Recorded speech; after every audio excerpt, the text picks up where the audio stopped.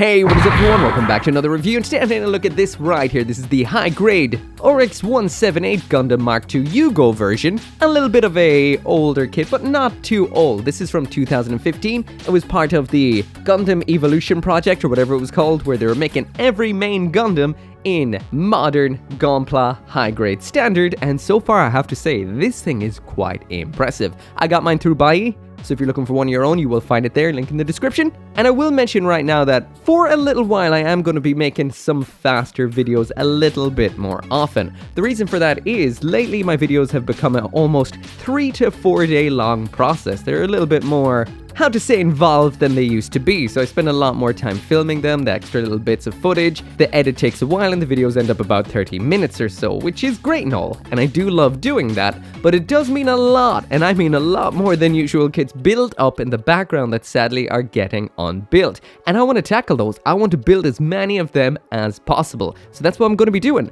I'm going to sit down to do a kit, I'm going to film that kit, and it's going to be a little bit more stripped back, a little faster, and hopefully we'll get to see a lot more model kits. It's just temporary, by the way. It's another Mecha Gaikotsu versus the backlog. I'm gonna call this one Operation Buildior. Here we go. So jumping straight on into the aesthetics, and I have to say, I am ridiculously impressed. When I was building this, it felt like it was a very simple, typical high-grade kit, which to a degree, it is when it comes to the actual build and the design of this kit.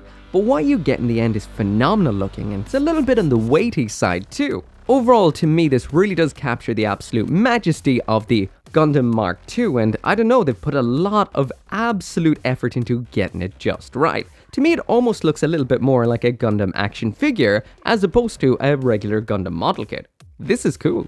So jumping into that full 360 spin so you can see absolutely every angle of this kit for yourself, and this has so many things that are really cool about it that are 100% Gundam Mk.II.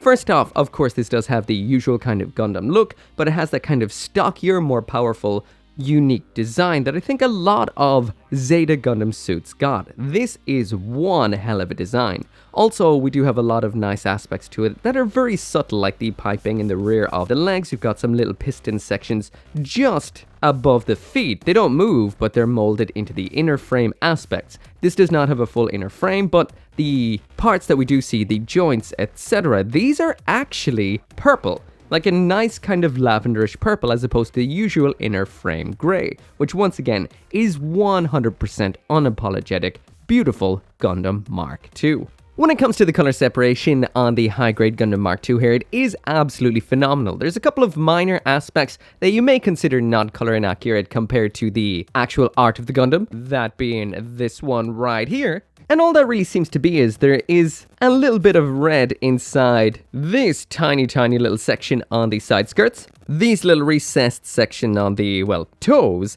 these should be in the same color as the inner frame. And the central aspects of the vents, like there, as well as in there, seem to be black. But you could do that definitely with pan lining, especially up here. Pan line that and the inside will look predominantly in black. And speaking of pan lining, I did pan line the face ever so slightly and these vents right here, because I just thought they looked a little bit on the plain side, but from here on out for the versus the backlog, that's probably not going to happen. But yeah, when it comes to the overall color separation in the plastics we have in here, they all look phenomenally good. The main shade of white in here seems to be in a pure white. We've got a lot of yellow on here, including on the chest, neck, the vents. I'll also mention, I'm pretty sure this is the first ever Gundam to have a yellow V-fin, as the original one had a white one. We've got some red sections on this as well. That's on the V-fin, the cockpit, and the feet. And overall, once again, I do love that lavender-ish inner frame color. It's just something so interesting and unique.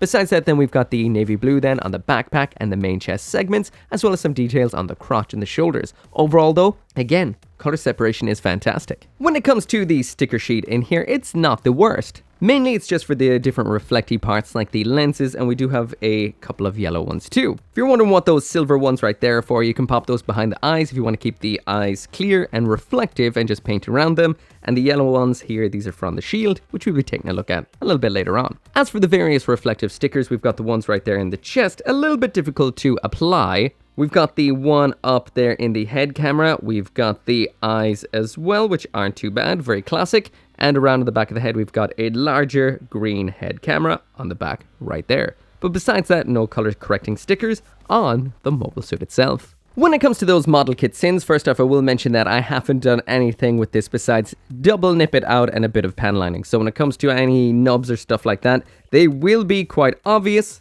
as I did not clean any of them up. Now I've seen one or two while I was filming this, like those ones right there, but for the most part they're really not that bad. Now I did actually clean up a couple of things, yeah. This does have a kind of navy blue plastic that marks quite a bit, so I would recommend taking extra caution with that. Maybe use a glass file or some sanding sticks to clean that up, because that marks pretty badly. For the most part, there isn't really much in the lines of mold lines. Now, I kind of do see one right there across the upper arm, which will need, you know, some sanding off if you do plan to make this look perfect or paint it, but nothing really all that bad. When it comes to seams, a lot of them are adapted very nicely into the armor, and the armor on this does look incredible. Nicely layered, again simple, but the seams are adapted very nicely into the design. Overall though, a very, very impressive kit. Onto the size comparisons, and there it is side by side with the RX-78-2, the classic Gundam. As you can see, it's the same kind of design, just given a more serious tone, just like ZETA Gundam itself. A lot more attitude, a little bit darker, but still maintaining that Gundam classic feel. Shooting through a few more Gundam kits, there it is beside the high-grade Barbatos, high-grade Gundam Exia, high-grade ZETA Gundam 0088, high-grade Freedom, and high-grade Aerial Rebuild. So jumping into the accessories, and here's everything that comes with the high-grade Gundam Mk.II. Now for the most part, this is the standard loadout of sword, board, and beam rifle with a couple of extras. The usual loadout, of course, being the sword is the pair of beam rifles, the board being the shield, and the beam rifle being the beam rifle. On top of that, we also have a hyper bazooka, Vulcan pod system, as well as a different attach point for using with the shield. Now the biggest thing I noticed missing from here is there are no alternate hands at all. So there are no extra hands for when the kit isn't holding weapons like widespread hands or fists, which is a little bit of a letdown. So these right here are the hands that we have included. They're not the worst, they're just your standard pair of holding hands with that little bit of a block-shaped hole in them for holding onto the accessories. And the reason I really mention that it's kind of a disappointment that this kit, compared to other kits, doesn't have anything that, you know, has an alternate pose. Well, with most other high-grade kits, you could just run out and get this set right here, which is the option part said gunpla, blah blah blah, build hands edge. So this is just a set of hands that you build up and you can use on any of your kits, and they come in various sizes. Now the biggest issue here, of course, is the fact that this kit's hands are in a nice beautiful lavender. These are in straight up Gundam grey, so they would not match. Sure, you could throw them on. For the most part, you may not really even notice, but that is a little bit of a letdown that this kit doesn't have at least one widespread. But anyway, back to what the kit does have. So first off, we've got a pair of beam sabers. These have square handles with a nice little bit of detail on them, as well as this little attachment point for attaching them onto the backpack. Getting these into the hands is super simple. They just slide on in. Hold on. What's going on here? Okay, that's a pretty tight hold. No complaints there anyway. But yeah, they just slide on in just like so. And they take quite a little push. So getting the Mk.II into a little bit of a pose using both of these beam sabers, flipping one around into reverse grip to test if it can hold it that way, and of course it can. And there it is in a little bit of a pose. This poses up quite well. So far it feels, no, I wouldn't even say it feels awkward. I think I just got it into a little bit of an awkward pose. So far feeling good, feeling solid, and overall not too bad so far. When the beam sabers are not in use, it's the usual routine, just pop off the beam, pop them out of the hands, and then these attach onto the backpack in an actually interesting kind of way. So the tab is on the back and they push inwards. I will mention that this took me an embarrassingly long amount of time to remember how to pull them off. I was trying to pull them up the way as opposed to out. So yeah, that's how those work. The next weapon we have in here is the beam rifle. This is very, very nice looking. We do have a sticker for the sight section there. The handle does move up and down ever so slightly, and it is very, very simple. I'm going to assume that little bit sticking out there is for attaching it on, but I guess we're going to find out. Now, I thought this looked great until I took a look in the manual and realized this is not meant to be the same color as the inner frame. It's actually meant to be an almost kind of dark gray, and we do have some of the inner frame color on the barrel as well as the E-cap down below. And as you can see in this kit, it is all in this one color, which doesn't look that bad, but it should look like that. The same thing goes with the shield. That should have been a gray on the inside, but it is lavender on the inside. It's meant to be gray all the way up, but you know, that rack section right there, that's meant to be gray, but it is in white. And the hyper beam rifle is meant to be in white and gray, and it's all in this lavender. So when it comes to the accessories in here, there will be a lot of painting required if you want them to look the color they're meant to be. But anyway, when it does come to attaching on the rifle, it's the usual kind of sandwich routine. The back comes off the handle like so. The handle attaches in like that, and it holds on extremely well. And then you just sandwich the back on just like so. It pops on into the arm like that, and this has more than enough strength to hold onto it. So getting this into a little bit of a pose with the rifle, I will mention this stand right here is the Simple Stand by Good Smile Company. Great value. It's about 3 of these for $11 or $12. I will also mention that this kit has some great articulation, unique articulation in its legs. So you're actually able to swing the leg in past the crotch ever so slightly, which gives it a nice dynamic bend, which works really well with the thickness. It looks like it's throwing around its weight very nicely. However, where the hole for attaching this onto a base is, completely blocks this. So it's not just this stand. If you use anything by Bandai as well, it's going to block this. Unless you've got something extremely thin, I think you're not going to get this full range of motion, which is a little bit of a disappointment, considering it is very nice. And this can be stored on either or side skirt just like so. Now I will mention it does kind of clash with the Gundam ever so slightly. It does fit, it does stay out of the way of the Gundam most of the time, but if you pose it at all, it kind of does get a little bit in the way. So next up in here is the Hyper Bazooka. Like I mentioned already, this is meant to be in white and gray, which it is not. We also have a fairly large seam line, pretty much all the way up the length of this particular thing right here. But overall still, it is, well, it's simple. Getting this attached into the hand exactly the same as the beam rifle, so sandwiched in just like so. I thought because this didn't have a moving handle, it might be a little bit awkward to attach onto the Gundam, which is sometimes the case with a weapon like this, but it is not. It just fits in pretty much perfectly, rests up on the shoulder perfectly, and everything just works out. Now, there's only really one pose you can actually get with this kit right here, and, never mind, the handle does actually teeter back and forward. But yeah, there's pretty much only one pose you can get out of this kit right here, which is it just like this, resting up on its shoulder, without a kind of alternate hand from the other side to do a double-handed kind of pose. You're just kind of stuck with it like this. But yeah, my mistake, this does actually have a handle that moves forward and back just like so, which makes posing it up on the shoulder a whole lot easier. When this is not in use, we actually have a really cool way to attach this on. We've got this little fold out attachment point on the butt flap. It just slots on in over into that and it locks in perfectly. And when it is attached, it holds on very, very nicely and does what it needs to do. It stays on that butt and looks like that. Next up in here we have the shield. Now this has some good aspects and some bad aspects. Like I mentioned, the bad aspects is the inside sections of this should be in gray. They are in a mix of kind of lavender and that white there. These E-caps, these are just molded on. You can't actually remove them.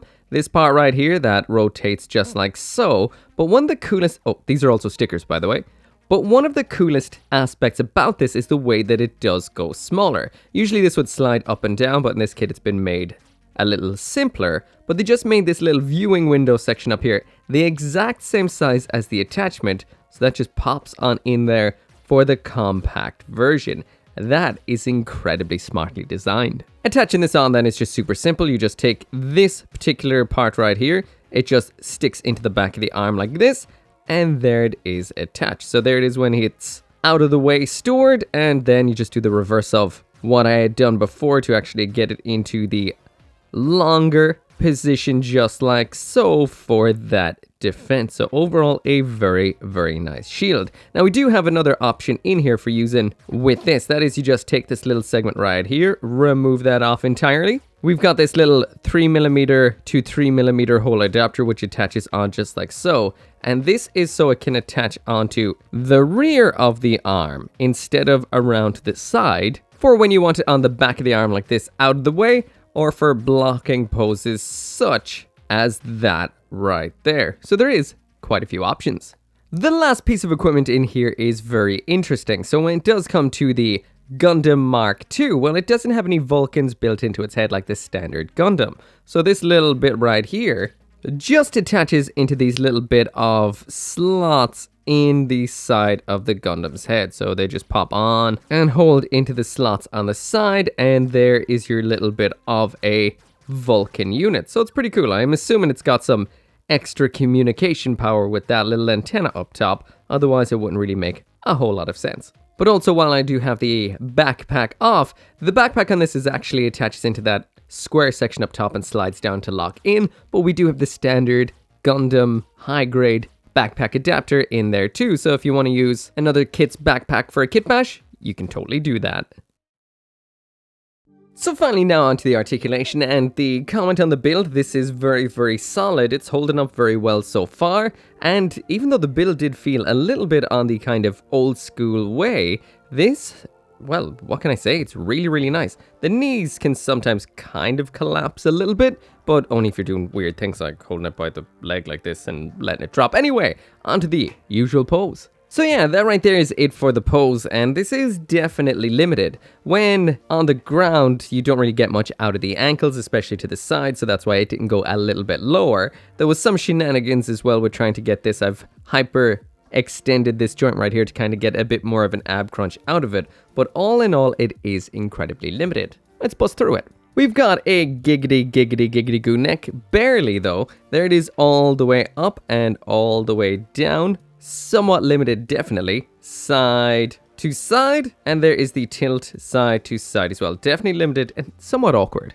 Inside the shoulder, we've got this interesting up and down aspect. Now, I will mention, this part can go inside the shoulder sometimes and actually block you from turning the shoulder, which is a weird design. So I'm actually getting a little bit of kind of like dents and scratching on that, which kind of sucks. But anyway, there's the full spin all the way around. There's the arm as high as it can go all the way down. There is a little bit of a shoulder roll in there too, back and forward, not a whole lot really. Full spin at the upper arm. The arms do have a double point bend just like so, which is extremely good, and the usual ball joint right here for the wrists. Now there is a build to the ab crunch inside of this kit, but it doesn't really give you a whole lot. So there's it to the back, and there it is to the front. You get a little bit more by hyperextending that bit there. Again, oh wait, yeah, once this kind of like raises up off of the body, you do get a little bit. It's not the prettiest, but it does the job. There's the front skirting armor all the way up. Side skirting can move up and down ever so slightly, so very classic. You can move back and forward as well, but it's a little bit limited.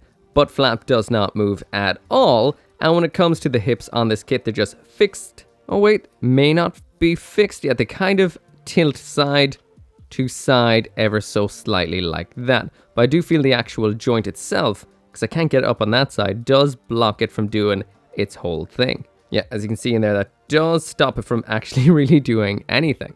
As for the kicks, there it is all the way up to the front. Not too bad. That little side thingamajig popped off. There it is all the way out to the side, so you can nearly get the splits out of it, and as you can expect, it is blocked to the back because of this butt flap. Full spin all the way around at the upper leg. There is the bend at the knee, so a little bit on the limited side. However, we do have this secondary joint down here, which is pretty cool. Speaking of which, I'm gonna pop the leg off for that. And there is that pivot all the way down and all the way up, which is very impressive. However, it does suffer a little bit side to side, so let's test that out on the ground. So testing the functional movement on the ground, so there it is all the way to the front without removing the foot off the ground. There it is all the way out to the back, so that is quite good, and it is limited side to side there. There is no toe bend either up or down. The red part of the foot is all one piece, so that is limited a little bit too when it comes to crouches and the like. Speaking of which, seeing as I mentioned a crouch, why not try to get it into a little bit of a crouch? Oh, yeah, that's not the worst. So anyway, that right there is it for the review, and believe it or not, and I'm kind of surprised by this too, even with all of its flaws, this right here is a gold tier Gundam kit. So here we go. Aesthetically, this does look amazing. The only real color issues are with the weapons, but the robot itself is absolutely perfect when it comes to all of the colors on it, besides some minor details, which are easy to do, especially with darker panel liners. Overall though, it's got a menacing visage, great proportions, it's rock solid and feels heavy in the hand. It's not an aesthetic thing, really. but it feels nice. When it comes to the accessories in here, we do have quite an amount of stuff. Now, if you didn't really know that a lot of this is meant to be in different colors, it doesn't really matter. That doesn't matter to you at all, well, that's pretty cool. However, a lot of it is color inaccurate. It does what it needs to do physically perfectly. All the detail is there, they all look phenomenal. It is just a little bit of finishing touches when it does come to the color. But that is a little bit on the kind of sucky side. However, everything attaches on well, holds well, and is solid to boot. When it comes to the articulation on here, it is mildly limited. You can kind of consider that being not that big of a deal when it does come to a clunker like the Mk.II. It's not an over-the-top yoga, pose-pulling, ridiculous kit, but of course you'd like to have that as an option. I always do, to make sure you get awesome poses out of it. So it isn't really for the posers out there, but it's not the worst, just not the greatest. However, at the end of the day, there's just something about it that just really does capture the essence of the Mk.II, and that's why it's gold tier as opposed to silver tier, which is what it probably should have been objectively. Everything is just in the right place, it looks fantastic when it's loaded up with its weapons, it is amazing, and it is a high grade that holds up incredibly well. I love it, it feels good, and it does the poses I wanted to pull off. So yeah, that's why to me, it is a gold tier kit. Anyway, if you do want one of your own, I got mine through Buy, link is down there in the description. As always, thank you so much for watching, make sure to come back for more Gunpla reviews, and I'll see you next time. As always, I can't finish this video without special thanks to those who support the channel on the memberships as well as over on Patreon, including Abraxas, Caleb Engelhart, Joe, RG59061, Shadowwolf179, 10 Soldier YT, and Van Fawn.